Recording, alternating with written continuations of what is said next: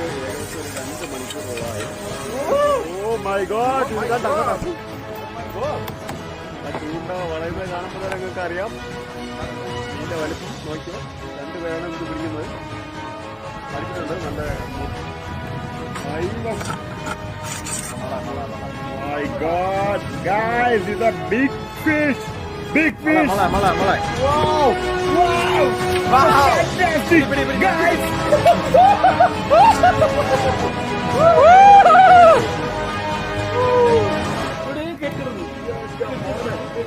ഇവിടെ